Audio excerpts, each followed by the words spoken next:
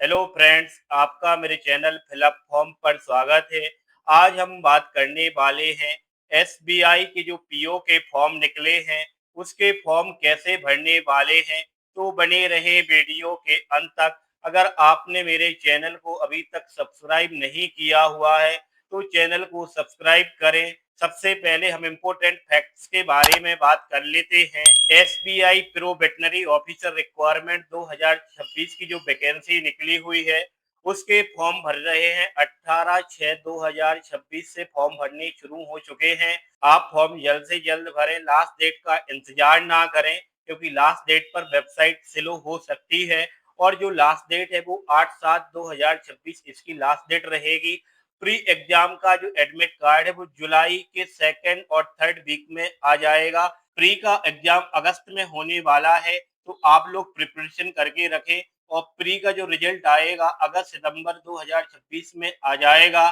PO का form भरने के लिए एप्लीकेशन फीस जनरल, ओबीसी और ईडब्ल्यूएस कैंडिडेट के लिए 750 रुपए फीस पेमेंट है। और एससी एसटी और फिजिकल कैंडिडेट के लिए जीरो फीस पेमेंट है। फीस आप credit card, debit card, net banking किसी भी माध्यम से पे कर सकते हैं। एज लिमिट का जो क्राइटेरिया है, 1/4/2026 को एज कम से कम 21 साल होना चाहिए और मैक्सिमम 30 साल का होना चाहिए। Age relaxation according to government rules के अकॉर्डिंग लगते हैं।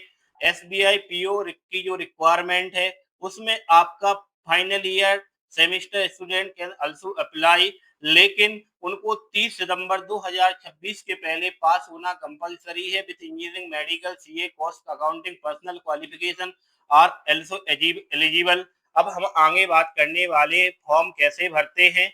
इस वेबसाइट पर आ जाने के बाद अगर आपने पहले कभी एसबीआई का फॉर्म भरा हुआ था, तो आप login for already register candidate पर क्लिक करके फॉर्म भर सकते हैं। अगर आप एसबीआई का पहली बार फॉर्म भर रहे हैं, तो आपको click here for new registration पर क्लिक करना है। फॉर्म भरने के लिए हम सबसे पहले बेसिक इंफॉर्मेशन भरते हैं। फॉर्म भरने के लिए आपको सभी कैपिटल अक्षर का उपयोग करना है।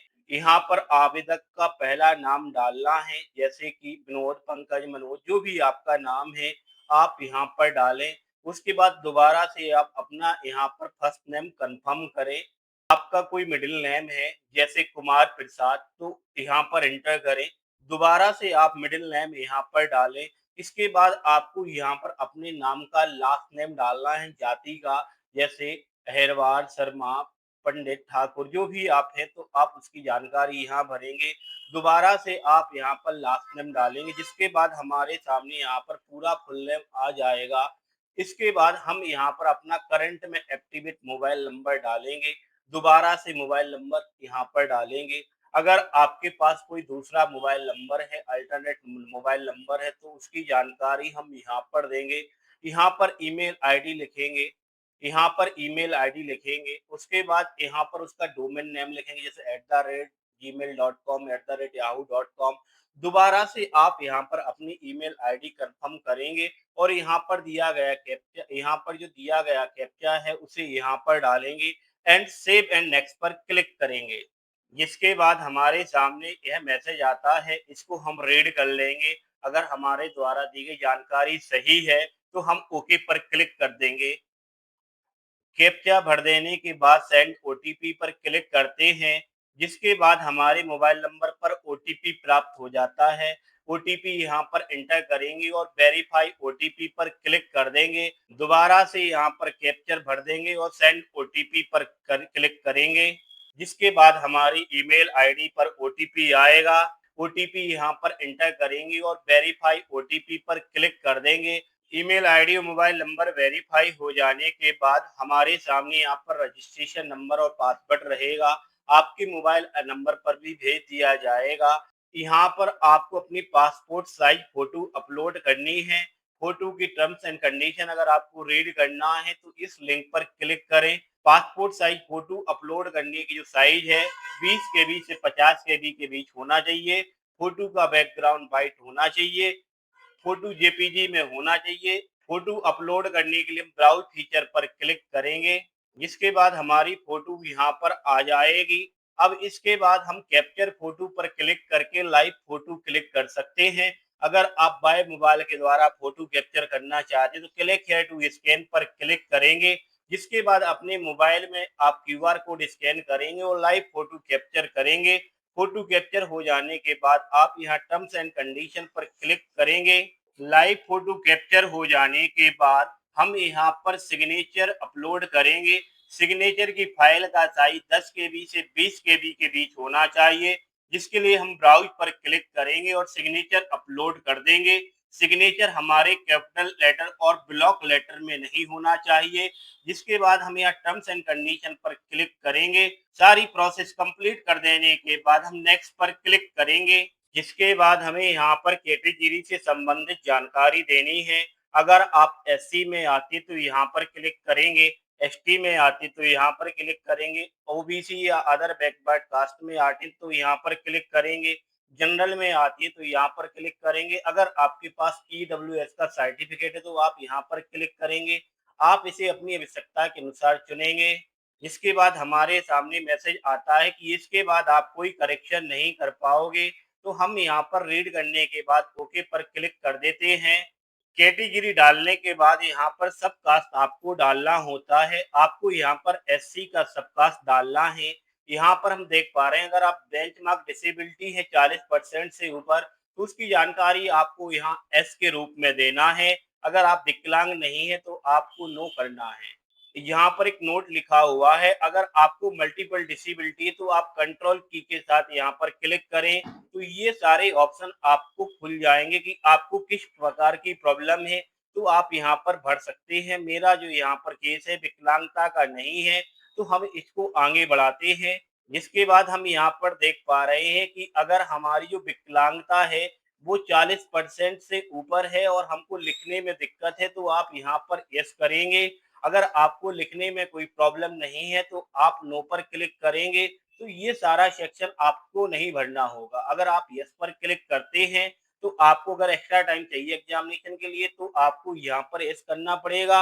अगर कोई आपको व्यक्ति चाहिए लिखने के लिए तो आपको यहाँ पर उसकी जानकारी देनी होगी। तो यहाँ पर मेरा जो केस है वो विकलांगता का नहीं है तो मैं नो पर क्लिक करता हूँ। हम जिसके बाद हम यहाँ पर देख पा रहे हैं आप किस धर्म को रिप्रेजेंट करते हैं, बुद्ध, क्रिश्चियन, हिंदू, जैन, मुस्लिम, सिख। यहाँ पर हम हिंदू भर देते हैं। अगर आप रिलीजियस माइनॉरिटी कम्युनिटी के अंदर आते हैं तो आप यस करेंगे। अगर आप माइनॉरिटी के अंदर नहीं आते हैं तो हम नो पर क्लिक करेंगे। अगर आप एक्स सर्विसमैन है ईसीओ एसएससीओ के अंदर तो आप उसकी जानकारी यहाँ एस के रूप में देंगे। अगर आप यहाँ यस करते तो आपको यहाँ पर देना होगा कितने मंथ आपने जॉब की हुई है। अगर आप एक्स सर्विसमैन नहीं है तो यहाँ पर नो पर क्लिक करेंगे। जिसके बाद हमसे यहाँ पर पूछा जाता है कि आपने कितने एसबीआई के पेपर दिए हुए हैं, तो आपको उसकी जानकारी यहाँ पर देनी होती है।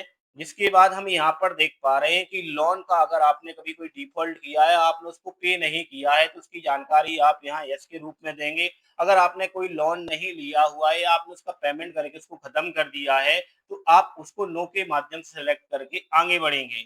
जिसके बाद यहाँ पर एक नोट दिया गया है कि ऊपर जो भी आपने जानकारी भरी हुई है अगर वो किसी भी कंडीशन पर गलत पाई जाती है तो आपको एनी टाइम एग्जाम से डिमेरिट किया जा सकता है। जिसके बाद हमसे यहाँ पर पूछा जाता है कि आपका जो कैरेक्टर और इंटरनल मॉरल ट्रिप्टेड है उसमें कभी कोई आपकी रिपोर्ट हुई है तो आप यहाँ पर उसकी जानकारी यस और नो के माध्यम से देंगे। तो हम यहाँ पर नो कर देते हैं। जिसके बाद हमसे यहाँ पर पूछा जाता है कि आप कभी स्टेट बैंक में क्लर्क कैडर के लेवल पर काम कर रहे थे तो आप उसकी जानकारी यस के माध्यम से देंगे। अगर आपने स्टेट बैंक में काम नहीं किया हुआ है तो उसकी जानकारी हम नो के माध्यम से भरेंगे। जिसके बाद हमसे पूछा जाता है कि स्टेट बैंक ऑफ इंडिया में ऑफिसर कैडर के माध्यम से आपने काम किया है तो उसकी जानकारी हम यहाँ यस के माध्यम से देंगे। अदरवाइज हमने स्टेट बैंक में काम नहीं किया है तो नो के माध्यम से जानकारी देंगे। जिसके बाद हमसे पूछा जाता है कि आप ex employ State Bank of India के क्लर्क लेवल पर तो उसकी जानकारी यस के माध्यम से देंगे। अगर आप इन्हें स्टेट बैंक में काम नहीं किया हुआ है तो नो तो उसकी जानकारी हम नो के माध्यम से देंगे। अगर आपने क्लर्क लेवल पर काम नहीं किया हुआ है तो आप नो के माध्यम से उसकी जानकारी देंगे। उसी प्रकार से यहाँ पर ऑफिसर कैडर के हिसाब से आप अगर एक्स एम्प्लॉय हैं स्टेट बैंक के तो उसकी जानकारी यस नो के माध्यम से देंगे। यहाँ पर अपना पैन कार्ड नंबर डालेंगे, यहाँ पर आप अपनी नेशनलिटी भरेंगे कि आप किस देश के रहने वाले हैं। यहाँ पर हमको एग्जामिनेशन सेंटर से संबंधित जानकारी देनी है, जो प्री का एग्जामिनेशन है वो आपको किस राज्य के अंदर देना है, तो आप अपने हिसाब से इसको फिलअप कर सकते हैं। जिसके बाद यहाँ पर स्टेट कोड ऑटोमेटिकली आ जाएगा और एग्जामिनेशन सेंटर आप कहाँ पर देना चाहते हैं तो उसकी जानकारी आप यहाँ पर फिलअप करेंगे। आप एग्जामिनेशन में कौन सी आईडी ले जाना चाहते हैं, आधार कार्ड, पैन कार्ड, तो यहाँ पर अगर आप यस करते हैं तो इसकी जानकारी आप यहाँ पर भरेंगे। Aadhaar card, PAN card, driving, voter ID, कौन सी आईडी आप अपने साथ एग्जामिनेशन के दौरान ले जाना चाहते हैं, तो आप यहाँ पर उसका क्लिक करेंगे। यहाँ पर आप अपनी आईडी का नंबर लिखेंगे।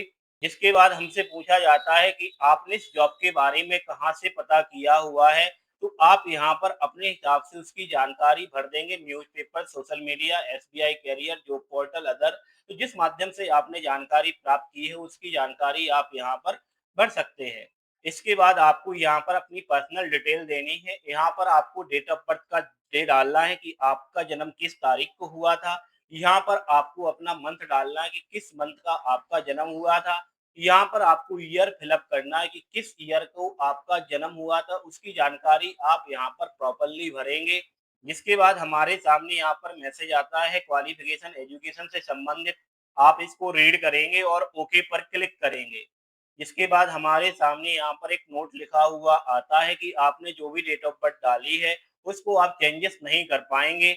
इसके बाद आपको यहाँ पर अपना जेंडर बताना है, आप मेल, फीमेल, महिला किसमें आते हैं तो उसकी जानकारी आप यहाँ पर फिलअप करेंगे।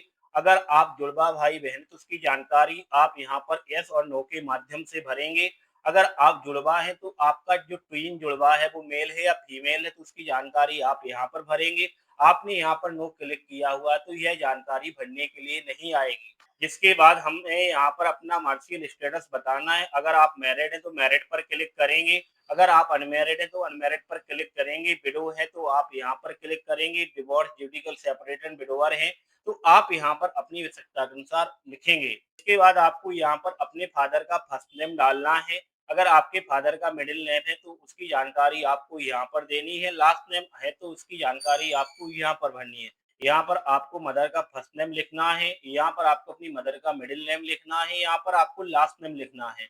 अगर आपकी शादी हो चुकी है तो आपको यहाँ पर जानकारी भरने के लिए आएगी, लेकिन हमने यहाँ पर अनमैरिड किया हुआ है तो ये जानकारी भरने के लिए नहीं आएगी। यहाँ पर एड्रेस से संबंधित जानकारी भरनी है। अगर आप करंट में जहाँ पर रह रहे हैं उसकी जानकारी आप यहाँ पर भर सकते हैं और उसी के हिसाब से यहाँ पर जिले का नाम भरेंगे, यहाँ पर राज्य का नाम भरेंगे, यहाँ पर पिन कोड डालेंगे।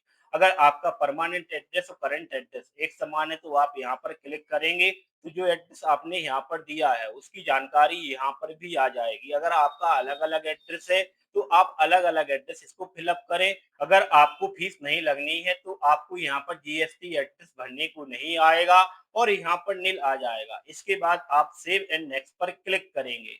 जिसके बाद हम यहाँ क्वालिफिकेशन एक्सपीरियंस लैंग्वेज पर पहुंच जाएंगे।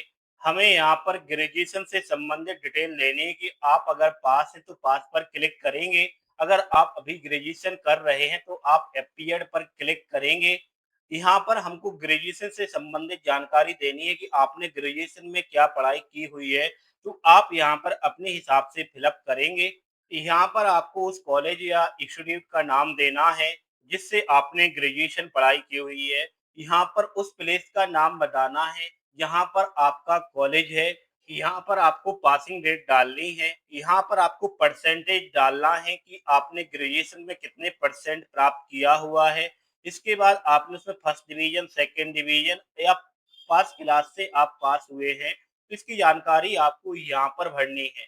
अगर आपने डुअल डिग्री की हुई है तो उसकी जानकारी यहाँ पर भरेंगे। यहाँ पर आप इसी प्रकार से सब्जेक्ट का चुनाव करेंगे। किस कॉलेज से आपने पढ़ाई की उसकी जानकारी यहाँ पर देंगे। कौन से प्लेस से आपने पढ़ाई की उसकी जानकारी यहाँ फिलअप करेंगे। यहाँ पर किस तारीख को पास हुए डेट डालेंगे और कितने परसेंट आपने प्राप्त की उसकी जानकारी यहाँ पर भरेंगे और किस कैडर से आप पास हुए उसकी जानकारी आप यहाँ पर भरेंगे। इसके अलावा अगर आप पोस्ट ग्रेजुएशन, प्रोफेशनल क्वालिफिकेशन या कोई और डिग्री आपने की हुई तो इसकी जानकारी इसी प्रकार से आप आगे फिलअप कर देंगे और आगे की तरफ बढ़ेंगे। जिसके बाद हमसे पूछा जाता है कि आपने प्री एग्जाम ट्रेनिंग कभी ली हुई है, तो उसकी जानकारी आप यस और नो के माध्यम से देंगे। तो मैंने ट्रेनिंग नहीं ली है, तो हम यहाँ पर नो पर क्लिक कर देंगे। अगर आप यहाँ नो पर क्लिक करते हैं तो ये वाला ऑप्शन आपको भरने को नहीं आएगा। अगर आप यस करते हैं तो आपने किस राज्य से ट्रेनिंग ली उसकी जानकारी आपको यहाँ पर फिलअप करनी होगी। उसी के हिसाब से यहाँ पर कोड आ जाएगा, जिसके बाद हमें यहाँ पर बताना है कि हम कौन-कौन सी भाषाएँ जानते हैं। तो आप यहाँ पर लिख सकते हैं जो भी भाषा आप जानते हैं, और यहाँ पर अगर आपने हिंदी भाषा का चुनाव किया हुआ है, तो आप हिंदी पढ़ सकते हैं तो क्लिक करेंगे, लिख सकते हैं तो क्लिक करेंगे, बोल सकते हैं तो क्लिक करेंगे। इसी प्रकार से और भी भाषा हम यहाँ फिलअप करेंगे, जिस भाषा का हमको ज्ञान है। इंग्लिश में आप यहाँ रीड कर सकते हैं तो क्लिक करेंगे, लिख सकते हैं तो यहाँ पर क्लिक करेंगे, और बोल सकते हैं तो यहाँ पर क्लिक करेंगे। अगर आपको कोई और भी भाषा आती है तो उसकी जानकारी आप इसी प्रकार भरेंगे। जिसके बाद हम कुछ इस प्रकार के वेब पेज पर पहुंच जाते हैं। यहाँ पर जो हमारे द्वारा दी गई जानकारी थी उसको हम एक बार रीड कर लेंगे। अगर हम कुछ करेक्शन करना चाहते तो बैक जाकर फॉर्म में करेक्शन कर सकते हैं। अगर जानकारी सही तो टर्म्स एंड कंडीशन रीड करते हैं और यहाँ पर आई एग्री पर क्लिक करते हैं। मेरा जो नाम है वो 10वीं की मार्कशीट तथा अदर डॉक्यूमेंट के साथ मैच हो रहा है, तो इस कंडीशन पर क्लिक करेंगे। अगर अदर डॉक्यूमेंट और मार्कशीट में डिफरेंट डिफरेंट है तो हम यहाँ पर क्लिक करेंगे। इसके बाद हम कंप्लीट रजिस्ट्रेशन पर क्लिक करते हैं, जिसके बाद हमारे सामने कुछ इस प्रकार का मैसेज आता है। हम इसको एक बार प्रॉपरली रीड कर लेते हैं और ओके पर क्लिक करते हैं। दोबारा से मैसेज आता है तो हम अगेन ओके पर क्लिक करते हैं। जिसके बाद हमें यहाँ पर डॉक्यूमेंट अपलोड करना होगा। डॉक्यूमेंट में हमें लेफ्ट थंब इम्प्रेशन और हैंड रिटन डिक्लेरेशन अपलोड करना है। इसकी जो टर्म्स एंड कंडीशन है, इसके लिए हम गाइडलाइन फॉर डॉक्यूमेंट अपलोड पर क्लिक करेंगे। जिसके बाद हमारे सामने कुछ इस प्रकार की पीडीएफ ओपन हो जाएगी। यहाँ पर हमको यहाँ पर हैंड रिटन डिक्लेरेशन में ये सारी जानकारी लिखनी है। इसके बाद आपको जो लेफ्ट थंब इम्प्रेशन की जानकारी है वो फोटोग्राफ कितने सेंटीमीटर का होना चाहिए और उसकी साइज पिक्सल में कितनी होनी चाहिए और जेपीजी रिटर्न में क्या होना चाहिए। यहाँ पर सारी जानकारी लिखी, आपको उसको रीड करना है और आगे फॉर्म फिलअप करना है। लेफ्ट थंब इम्प्रेशन और हैंड रिटन अपलोड कर देने के बाद यहाँ पर दिया गया कैप्चा है, यहाँ पर एंटर करेंगे। उसके बाद सेव एंड नेक्स्ट पर क्लिक करेंगे। जिसके बाद टर्म्स एंड कंडीशन आएगी, इसको हम एक बार रीड करेंगे और फाइनल सबमिट पर क्लिक करेंगे। जिसके बाद हमारा फॉर्म कंप्लीट भर जाएगा। इसको हम प्रिंट आउट निकाल कर रख लेंगे, जिसके लिए हम प्रिंट एप्लीकेशन पर क्लिक करेंगे। मेरे द्वारा दी गई जानकारी अगर आपको पसंद आई है तो आप मुझे कमेंट बॉक्स में जाकर जरूर बताएं। अगर आपको कोई प्रॉब्लम आ रही है तो भी आप मुझे कमेंट बॉक्स में जरूर बताएं। मैं कोशिश करूंगा कि आपकी प्रॉब्लम जल्द से जल्द सॉल्व कर सकूं। अगर आप मेरे चैनल पर नए हैं और आपने अभी तक मेरे चैनल को सब्सक्राइब नहीं किया हुआ है तो आप मेरे चैनल को सब्सक्राइब करें ताकि इसी प्रकार की वीडियो आपको आगे मिल सके।